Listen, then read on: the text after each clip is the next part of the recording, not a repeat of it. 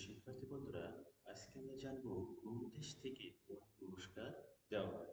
চল আমরা জেনে নিই। প্রথমে আসে নোবেল পুরস্কার।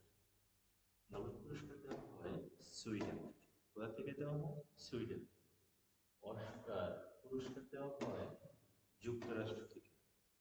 অস্কার পুরস্কার দেওয়া হয় যুক্তরাষ্ট্র থেকে।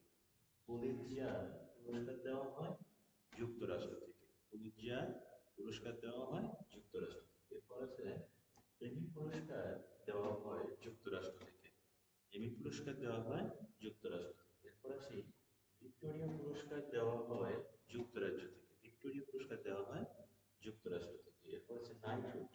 নাইটহুড পুরস্কার দেওয়া হয় যুক্তরাজ্য থেকে। এরপর আসে বুকার পুরস্কার। বুকার পুরস্কার দেওয়া হয় যুক্তরাজ্য থেকে। বুকার পুরস্কার দেওয়া থেকে যুক্তরাজ্য থেকে। এরপর আসে ব্যালন ডি ব্যালন ডি'র পুরস্কার দেওয়া হয় ফ্রান্স থেকে। ব্যালন ডি'র পুরস্কার দেওয়া হয় ফ্রান্স থেকে। পদ্মভূষণ পুরস্কার দেওয়া হয়